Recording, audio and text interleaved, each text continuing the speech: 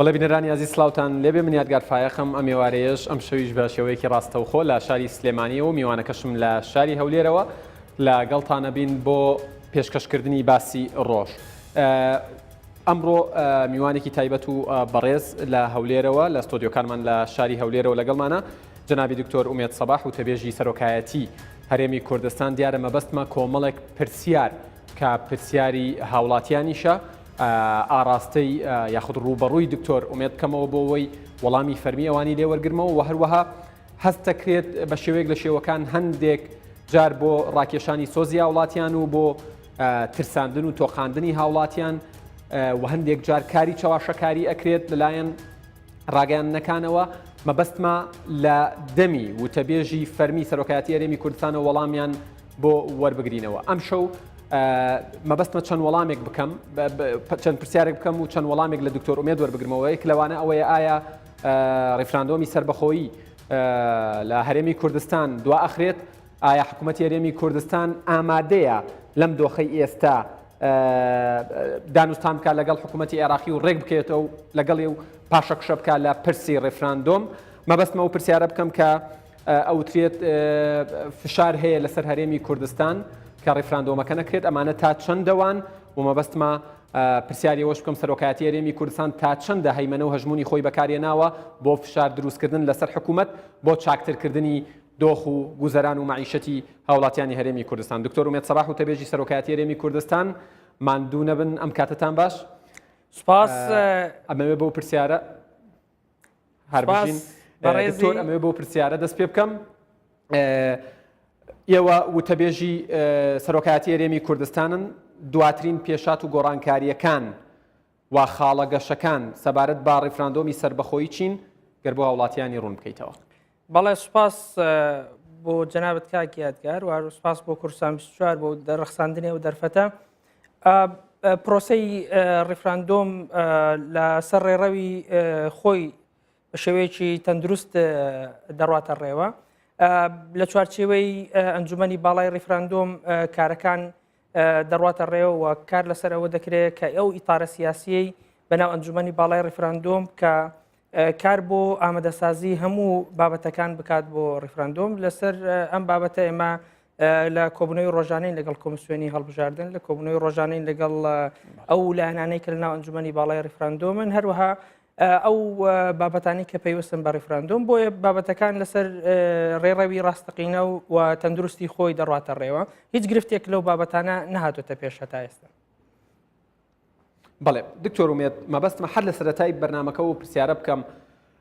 زوو هەندێک لە ڕاگەیاندنەکان دەنگۆی ئەوە بڵاوەکەنەوە کە حکوومەتی هەرێم ڕیفراندۆمی سەربەخۆیی و سەرکردایەتی سیاسی و ڕیفراندۆمی سەربەخۆیی دوا دەخات. ئەمە تا چەندەوایە؟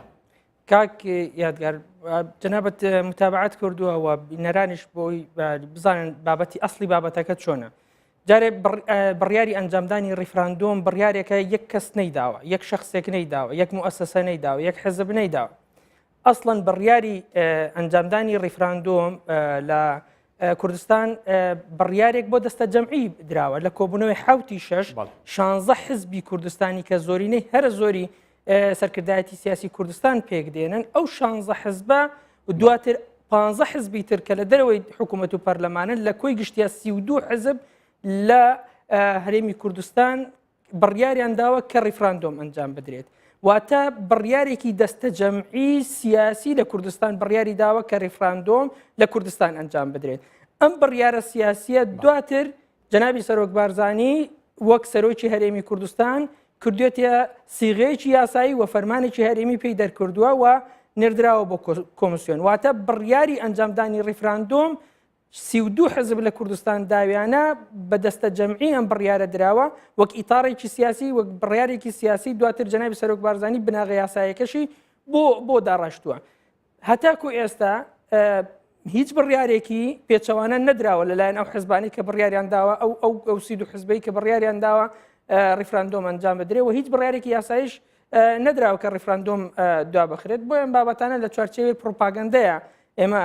واسەیری دەکەین و هەژمار دەکرین. واتە لە نەتیجەیە بڕیاری ئەنجامدانی ڕیفراندۆم بڕیارێکی دەستە جەمعی بووە و بڕیاری پێچەوانەکەشی هەر دەبێت دەستە جەمعی بێ، بەڵام تاکو ئێستا هیچ بڕیارێک لەو شێوەیە نەدراوە.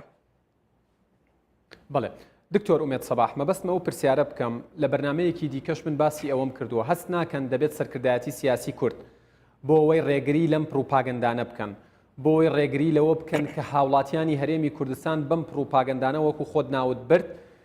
چەواشە نەکرێن، بەلاڕێدا نەبرێن، سارد نەکرێنەوە، پێویستە ناوە بەرپرسە فەرمیەکان و تەبێژی حکوومەت و تەبێژی سەرۆکایەتی هەرێم کە پەرلەمان کاراکرایەوە و تەبێژی پەرلەمان ینی ئەو کەناڵی کە تەمسیلی پەرلەمانەکات ڕوونکردنەوە بدەن لەسەر ئەم پرسە و نەهێڵن ئەو چەواشەکاریە بچێتە سەر. ئەمە پرسێکی نیشتیمانیە ئومێدمان دەکرد کە هەموو لایەنەک ئەو لایانی کە پەیوەستن بە میدیا و پەیوەستن کە کار لەسەر ڕایگشتی کوردستان دەکەن لە چوارچێوەیەکی نیشتیمانی ئەم بابەتە بەبێ ئەوەی کە کەسێک کار لەسەر پێیان بڵێ یان کەسێک تەوجیهیان بکە هەر هەمویان خۆیان لەناو پرۆسەیە ببینەوە، بەڵام بەداخەوە هەندێک لایانی چاواشەکاری هەیە کە پێچەوانەی ئەم ڕێڕەوە نیشتیمانیە کار دەکات. ئەمەش بێگومان دەکەونە بەر لەعنەتی مێژوو بەرپرسیارەتی مێژوویی، چونکە ئەمە دەرفەتێکی مێژوویە بۆ کوردستان هاتووە دەبێت ئێمە ئەو دەرفەتە بدەین بە خەڵکی کوردستان و چاواشیان نەکەین و ڕاست و دروستی بابەتەکەیان بۆ ڕوون بکەینەوە بۆ چارەسەرکردنی بابەتی پەیوەست بە ڕاگەیاندن لە چوارچێوەی پرۆسەی ڕیفراندۆم لە دوایین کۆبوونەوەی ئەنجومەنی باڵای ڕیفراندۆم ئەم بابەتە باس کراوە و کۆمسیۆنیش بۆ خۆی لەوێ بووە. ئەم بابەتە بەشێکی دەکەوێتە سەر کۆمسیۆنی باڵای هەڵبژاردن، ئەوان بڕیارە لە دوای یەکی نۆوە هەڵمەتی ڕاگەیاندن و وشیارکردنەوەی خەڵک لەسەر بابەتی ڕیفراندۆم و هاندانیان بۆ بەشداریکردن لە پرۆسی ڕیفراندۆم بێ. بەشێکی تر پێیوەستە بە ئەنجومەنی باڵای ڕیفراندۆم کە ئەو ئیتارە سیاسیە سەرپەرشتی ڕیفراندۆم دەکات، ئەوان بڕیاریان داوە لە چوارچێوەی ئەو سکرتاریەتەی کە بۆ ئەنجومەنی باڵای ڕیفراندۆم دروست دەکرێت لێژنەیەکی ڕاگەیاندن هەبێ و هەروەها ئەنجومەنی باڵای ڕیفراندۆم وتەبێژێکی دەبێ لە ڕێگەی ئەو وتەبێژەی ئەنجومەنی باڵای ڕیفراندۆم. دکتۆر هەست ناکەن هەندێک درەنگە ئێمە بەڵێ ڕاستە ینی تۆزێک کات ینی گرنگە لەم کاتەیە، بەڵام بە خۆتش دەزانی کارکردن لە چوارچێوەی ئەو جەمعەک فراوانەی ناو ئەنجومەنی باڵای ڕیفراندۆم پێویستی بەوە هەیە ڕێی هەموو لایەنەکان وەربگرن. ئێستا وەک مەبدە بڕیار دراوە کە سکرتارێتی ئەنجومەنی باڵای ڕیفراندۆم دروست بکرێن، لەناو سکرتارێتی ئەنجومەنی باڵای ڕیفراندۆم لێژنەیەکی ڕاگەیاندن دەبێت، ئەم لێژنەی ڕاگەیاندنە وتەبێژێکیش دەبێت بۆ ئەنجومەنی باڵای ڕیفراندۆم. ئەمان کار لەسەرەوە دەکەن کە ڕۆژانە لە کۆنتاکت بن لەگەڵ خەڵکە و ئەو بابەتی چاواشەکاری کە پەیوەستە بە پرۆسی ڕیفراندۆم وەڵام بدرێتەوە. ئەمە لەلایەکی تر ئێمە وەک سەرۆکایەتی هەرێم بە ڕۆژانە لەسەر خەتین و هەوڵمان داوە لەگەڵ هەموو بە لایەنەکان واروها حکوومەتی هەرێم لەگەڵ وتەبێژی حکوومەتی هەرێم لەسەر خەت بین بۆ ئەوەی ئەم بابەتانە لە ڕێڕەوی ڕاستەقینە و نیشتیمانی خۆی دەرنەچێت. بەڵێ دکتۆر وەکو وەڵامێک بۆ ئەوەی دەوترێت ڕیفراندۆم دوا دەخرێت ئەکرێت بینەران دڵنیا بکەیتەوە کە بە دیاریکراوی کەی هەڵمەتی بانگەشە بۆ ڕیفراندۆم دەست پێیەکە لە هەرێمی کوردستان؟ پرۆسەی ڕاگەیاندن و هەڵمەتی ڕاگەیاندن ئەمە پرۆسەیەکی یاساییە کاک یادگار بۆ ئەوەی جەنابەت بزانی ئێمە کە پرۆسەی مانگێک پێشتر دەست پێکاوەکەوانی تر ئەم پرۆسەیەکی یاساییە کۆمسیۆن بە پێی یاسای کۆمسیۆن دەبێت ئیزن بدات بۆ ئەم بابەتە. ئێمە چاوەڕێی ڕێکار و ئەنزیمەی کۆمسیۆنین بۆ ئەوەی هەڵمەتی ڕاگەیاندن بۆ پرۆسەی ڕیفراندۆم چۆن دەبێت، چونکە کۆمسیۆن ئەو ئیتارەیە ئەو چەترەیە کە ئەنزیمە و ڕێکار دەردەکات بۆ ئەم بابەتە. لەبەرەوەی ئێمە وەک سەرۆکایەتی هەرێم فەرمانەکەمان ئەو فەرمانە هەرێمی کە جەنابی سەرۆک بارزانی بڵین دەرفەتی ڕەخساندوو بۆ ئەنجامدانی ڕیفراندۆم هەموو ئەو بابەتە یاسایەکانی تایە، بەڵام بابەتە فەنیەکان هەروەها لە چوارچێوەشی بابەتی هەڵمەتی ڕاگەیاندن بۆ پشتیوانی پرۆسەی ڕیفراندۆم لە چوارچێوەی بڕیاری کۆمسیۆن دەبێت. بۆیە هەر کاتێک کۆمسیۆن ڕێکارەکانی دەرکرد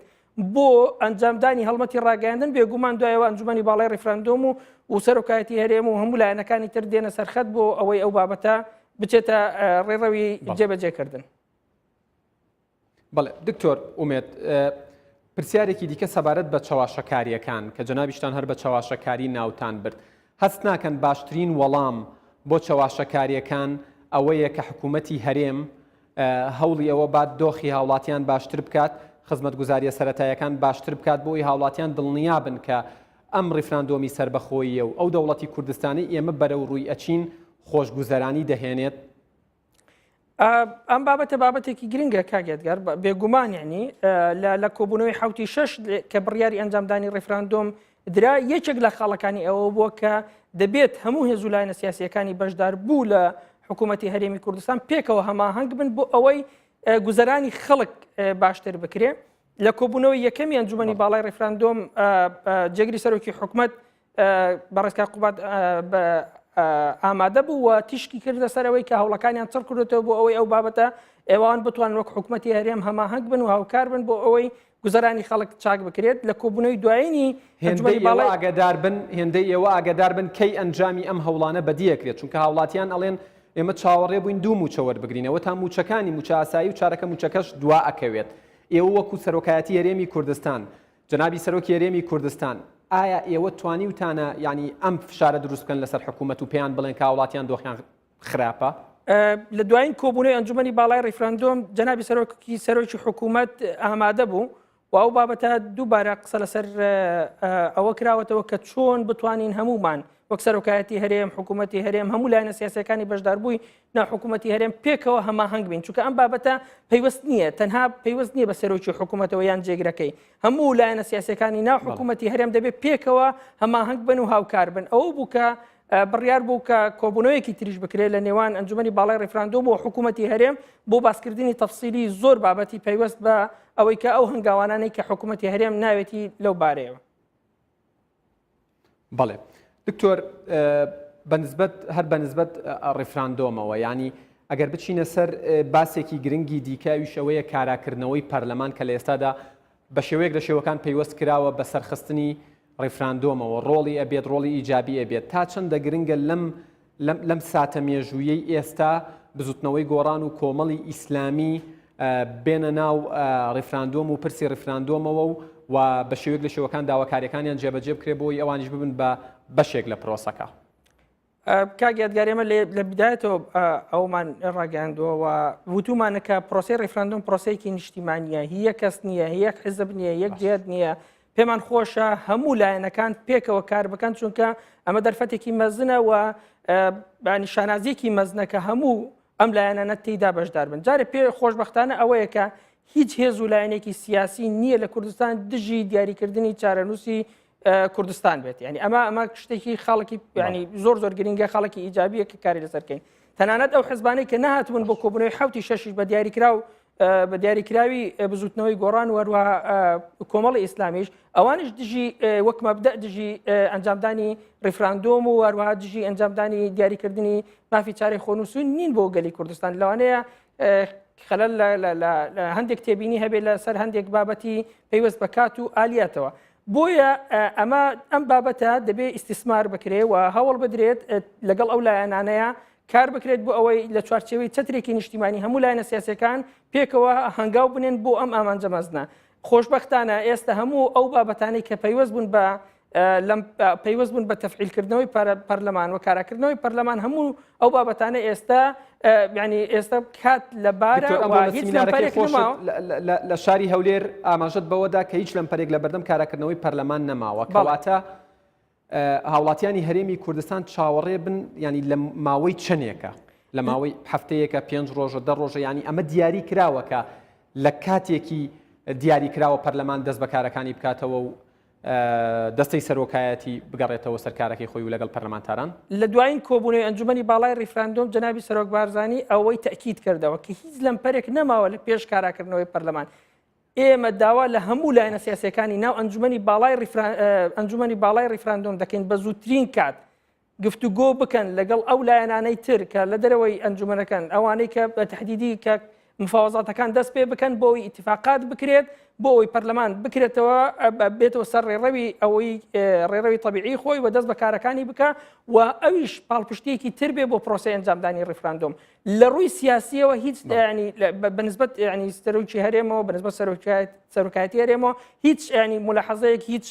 بابەتێک نییە ئێمە تێبینێکمان هەبێت لەسەر بابەتە بەڵکو ئێمە داوا دەکەین بە زووترین کات ئەم بابەتە لایەنە سیاسیەکانی ناو ئەنجومەنی باڵای ڕێفراندۆم بە زووترین کات ئەم بابەتە دەست بە مفاوەزات بکەن لەگەڵ لایەنەکانی تر و بگەن بە دەرئەنجامێک و بۆی پەرلەمانیش بێتەوە سەر ڕێڕەوی خۆی و ببێت بە پاڵپشتێکی تر کات دیاریکراوە لە ڕاگەیاندراوی ئەنجومەنی باڵای ڕێفراندۆم کات ئەوەیە کە دەڵێن لە ماوەی 2 هەفتەیە محاولە بکرێەوە بۆ ئەوەی پەرلەمان تەفعیل بکرێتەوە ئەویش بێتەوە سەر ڕێڕەوی خۆی و بۆ ئەوەی ببێتە پاڵپشتێکی تر بۆ پرۆسەی ڕێفراندۆم ومێت دەکەین پشتیەوە هەوڵ هەیە بۆ کاراکردنەوەی بەڵێ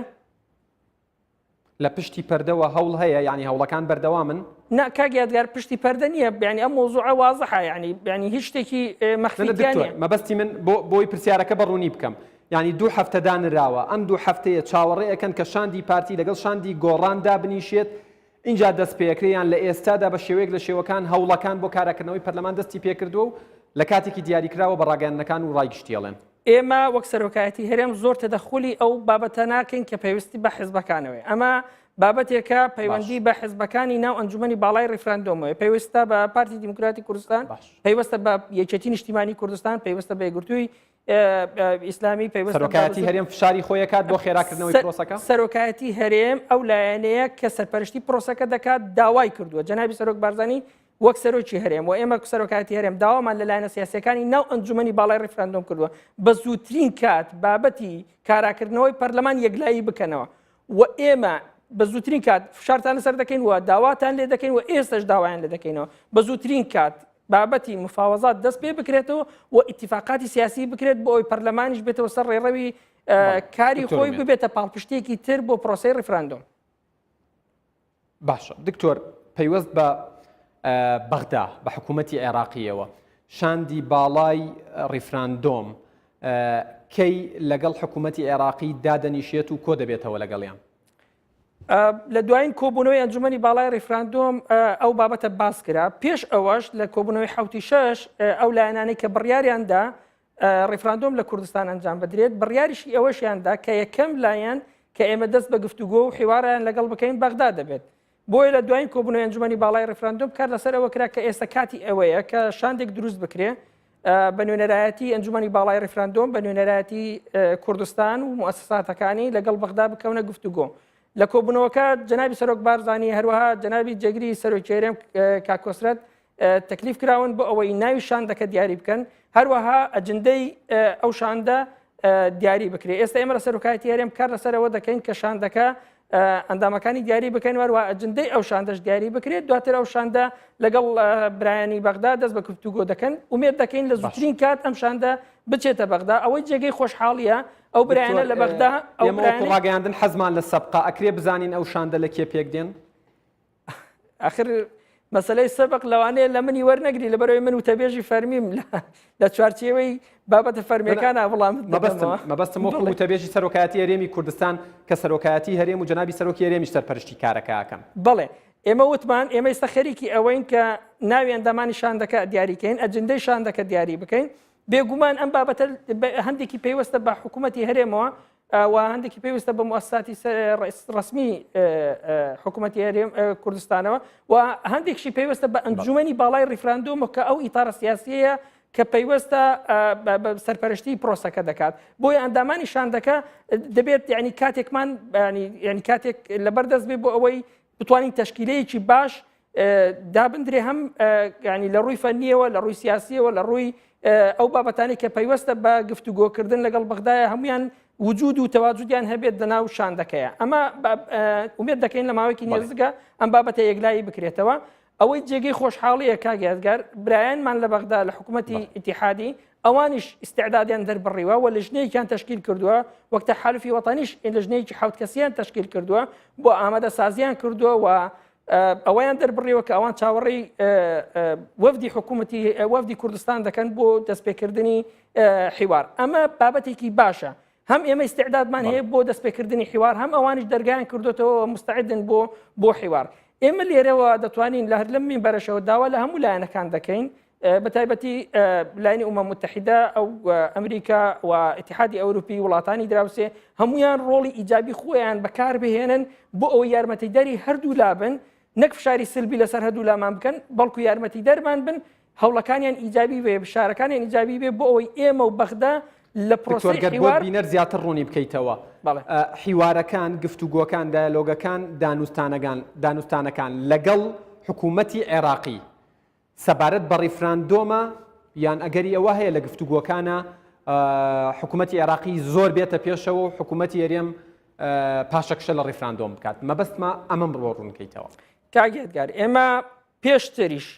کە جەنابی سەرۆک بارزانانی لە ساڵی ڕابردوو سەردانی بەغدای کرد ئەم بابەتی بە زۆر ڕوون و ڕەوان باسی کرد لەگەڵ جەنابی سەرۆک وەزیران جەنابی دکتۆر حەیدەر عەبادی لەگەڵ مەجلیسی وزەرای ئیتیحادی لەگەڵ تەحالفی وەتەنی لەگەڵ حیزبە سیاسیەکانی سونی باسی ئەوەی کرد کە ئێمە گەیشتوونەتە قەناعەتێک کە ئێمە لە چوارچێوەی ئەم سیاغی کە ئێستا هەیە پێڵەن دەوڵەتی عێراق و پێی دەڵێن فیدرالیت ئێمە نەمانتوانیوە شەراکەتی ڕاستەقینە بەدی بهێنین نەمانتوانیوە شەریکی حەقیقی یەکتری بین بۆیە لە چوارچێوەیە کە نەتوانین شەریکی حەقیقی یەکتری بین بێگومان ئەگەر سیغەیەکی تر نەدۆزینەوە بەرەو سیراع دەچین بۆ ڕێگرتن لەم سیراعە فەرمون وەرن بابەیەکەوە دابنیشین بۆ ئەوەی بتوانین بەیەکەوە چۆن دوو دراوسەی باش بین ئەم قسانەی جەنابی سەرۆک بارزانی ئەمە ئیتارە گشتیەکەیە کە ئێمە دەمانەوێت حیواری لەسەر کەواتە ئەوە بڕاوەتەوە کە دانوستانەکان لە پێناو ڕیفراندۆمی سربەخۆیی و دروستکردنی دەوڵەتی کوردستانە نەگیچ پرسێکی دیکە لەگەڵ حکوومەتی عێراقی جارێکا گەردگار بڕیاری ئەنجامدانی ڕیفراندۆم بڕیارێکە هی خەڵکی کوردستانە هی خەڵکی کوردستانەوە خەڵکی کوردستان بە نوێنەراتی ئەوان لێز و لایەنە سیاسیەکان بڕیاریان لەسەر ئەنجامدانی داوە ئەمە بابەتێکە پەیوەستە بە کوردستانەوە بەڵام ئەم پرۆسەیە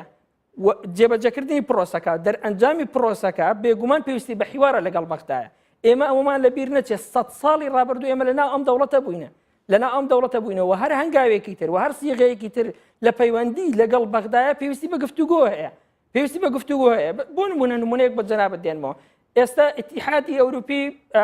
لە گفتوگۆیان لەگەڵ بەریتانیا بۆ ئەوەی کە بەریتانیا جیا دەبێتەوە پێویستیان بە 2 ساڵ گفتوگۆکردن هەیە تا بەریتانیا لە ئیتیحادی ئەوروپی جیا دەبێتەوە بێگومان ئەم بابەتە پێویستی بە گفتوگۆ هەیە پێویستی بە ئەوە هەیە کە ئێمە لە ئێستەوە کار لەسەر ئەو بابەتانە بکەین بۆیە ئەم ئیتارە گشتیە دیاری کراوە هەمیسانەوە دەڵێمەوە ئەو لشنەی کە دەچێتە بەغدا ئەجندەکەی بۆ دیاری دەکرێت لەلایەن ئەنجومەنی باڵای ڕیفراندۆمەوە لەلایەن جەنابی سەرۆکی هەرێمەوە هەروە لەلایەن جێگری سەرۆکی هەرێمەوە ئەجندەی حیوارەکە دیاری دەکرێت لە دوای دیاریکردنی ئەم ئەجندەیە اینجا ئێمە دەتوانین بەڕای گشتی بڵین ئەم لژنەیە بۆیان ئەم وەفدەی کە حکوومەتی هەرێم یان ئەو وەفدەی کوردستان کە دەچێتە بەغدا بۆچی دەچێت بەڵام ئەمە ئیتارە گشتێکەیە کە من توانیم قسەی لەسەر بکەم. دکتۆر کاتم زۆر کەمماوە مەبەستمە یەک دوو پرسیاری دیکەش بکەم وەڵام وەربگرمەوە لە هەندێک ڕاگەیاندنەوە لە ناوخۆی کوردستان باس لە واکرێت و تەسویقی بۆ وەکرێ ئەوترێت ئەم پرسی ڕیفراندۆمە لەلایەن کاک مەسعود بارزانی و سەرۆکی هەرێمی کوردستان بۆ لاوازکردنی عەبادی و هێنانە پێشەوەی مالیکی و سەرخستنی مالیکیە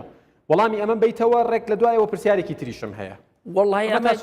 ئەم بابەتە هیچ وڵامێکی نایە تەنها ئەمە پروپاگەندەیە و ئەسڵ و ئەساسی نییە ینی بەڕاستی ئەمە هیچ هەڵ ناگرێت یعنی ئەمە بەرژەوەندیان چیە لەم پروپاگەندەیە دەزانی کاگیادگار ینی بەڕاستی نامێ بچمە ناو ئەو وەڵامکاری بابەتێک کە هیچ بنەمایەکی نەبێ ئەسڵەن ئێمە هەموو پەیوەندێکی باشمان لەگەڵ جەنابی دکتۆر حەیدەر عەبادی هەیەەوە لە پێشتری شاوکاریمان کردووە لە ڕووی سەربازیەوە هەموو پاڵپشتێکی سیاسیمانیش کردووە و کاتێکە لە بەغدا ئالۆزی هەبوو لە ڕووی سیاسیەوە لە بەخشینی متمانە بە دکتۆر حەیدەر عەبادی ئەگەر هەرێمی کوردستان نەبووە نوێنەرانی هەرێمی کوردستان نەبووین متمانی پێ نادرا لە پەرلەمانی عێراق و ئێمە ئێستا لێرەشەوە تەکید دەکەینەوە کە ئەو پروپاگەندانەی کە باز لەو بابەتە دەکەن ئەسڵ و ئەساسی نییە و ئێمە جەنابی سەرۆکی هەرێم بۆ خۆی پەیوەندیەکی زۆر باش و تۆکمەی لەگەڵ جەنابی حەیدەر عەبادی هەیە و ئێمە ئەو پەیوەندیانە دەپارێزین و کاریشی لەسەر دەکەین و پاڵپشتی جەنابی دکتۆر حەیدەر عەبادی دەکەین لە ئێستا و لە ئایندەش هەروەکو تەواوکەری پرسیارەکەی پێشوو ناکرێت لە ئێستادا پرسیارێک نەکەم و بینەرانیشی لێ ئاگادار نەکەینەوە بیریان نێنینەوە هەر لە ماوەی ڕابردوودا ئەوانەی ئەیانوت کە کاتێک مالیکی کە بوجە و موچە و قوت و بژێوی هاوڵاتیان هەرێمی کوردستانی بڕی وتیان کێشەی شخصی لەگەڵ جەنابی بارزانی هەیە ئێستا ئەڵێن بارزانی ئێوێ ئەو بێنێتە پێشەوە ینی وەڵامی ئەم پەیامە لای ئێوە چییە ینی هەستەکەن ئەمە دووفاقیە و بەڵام بە شێوەیەک لە شێوەکان خەڵبیری چۆتەوە بۆیە ئێستا ئەویتر بە ئەهێنە پێشەوە والله کاگیادگارەمە بەڕاستی ینی وازەحە ینی ئەمە ینی گەمەیەکی سیاسی پیسە کە دەکرێت و سەر لێ شێواندنی خەڵکە و ئەمە تەنها لە چوارچێوەی پروپاگەندەیەکی خراپ بەکاردەهێنرێت ئێمە وەک هەرێمی کوردستان وەک سەرکردایەتی سیاسی کوردستان وەک سەرۆکایەتی هەرێم جەنابی سەرۆک بەرزانی هیچ مشکلەیەکی شخصی لەگە هیچ کەسێکان نییە ئێمە لە چوارچێوەیەکی نیشتیمانی بەدوای ئەوەی کە مافی خەڵکی کوردستان تەزمین بکەین و چوارچێوەیەکی نیشتیمانی بۆ ئێستا و داهاتووی گەلەکەمان دابین بکەین ئێمە لەم چوارچێوەیە کار دەکەین دوای پرسیارم زۆر بە کورتی وەڵامم بیتەوە بەڵێ ئایا ئەمریکا حکوومەتی ئەمریکا ویلایەتە یەکگرتوەکانی ئەمریکا بە فەرمی بە هەرێمی کوردستانی وتووە کە ڕێفراندۆم نەکات و شاری لەسەر دروست کرد بێت زۆر بە کورتی دەزانی مووقفەکە بە شێوازێکە نەک بەس ئەمریکا ینی ئازانی مۆزوعەکە ینی بەو شێوەیە زۆربەی هەر زۆر ئەتوانم بڵێم زۆرینەی هەر زۆری وڵاتەکان کەسیان لەگەڵ ینی نەیانوتوە هەتا ئێستا ئێمە دژی ئەوەین کە خەڵکی کوردستان چارەنووسی خۆی لە ڕێگەی ڕێفراندۆمەوە دیاری بکە هەتا ئێستا نە ئەمریکا نە هیچ وڵاتێکی تر نەیانوتوە ئێمە دژی ئەوەین کە خەڵکی کوردستان دەرفەتی پێ نەدرێت بۆ ئەوەی چارەنووسی خۆی دیاری بکە ئەوان لەوانەیە تێبینیان لەسەر ئەوە بێ لەسەر کاتەکە هەبێ لەوانەیە ئەوان پێیان وابێ کە ئێستا ئەم دەرفەتە یان ئەم کاتە ئەم تەوقیتە لەوانەیە گونجاو نەبێ بۆ ئەم بابەتە ئێمەش هەوڵ دەدەین ئەوەیان لە بڕەوێنینەوە ئەو نیگەرانی ئەوانیان لە بڕەوێنینەوە پێیان بڵین بەڵێ ئێستا کاتەکە گونجاوە و ئێستش دەرفەتەکە لەبارە ئێمە لە گفتوگۆین لەگەڵ هەموو لایەنەکانە لەگەڵ دەوڵەتەکان واتە هیچ دەوڵەتێکی هیچ دەوڵەتێک نییە دژی ئەنجامدانی ڕێفراندۆم بێ وەک مەبدە زۆر سوپاستانەکەم سوپاس بۆ ئەو کاتێک کە بە ئێمەتان بەخشی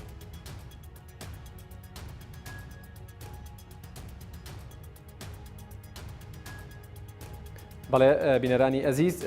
سپاس بۆ ئەو کاتێک کە بە ئێمەتان بەخشی و بە دیارمانەوە دانیشتن باسی ڕۆژ کۆتایی هات ڕێزی یادگار فایق و تەواوی ستافەکەم لە شاری سلێمانی و لە شاری هەولێر قبوڵ بکەن تا بەرنامەیەکی دیکە بەخوای گەورەتان ئەسپێرم ماڵی ئێوە کوردستان هەمیشاوەدان بێت.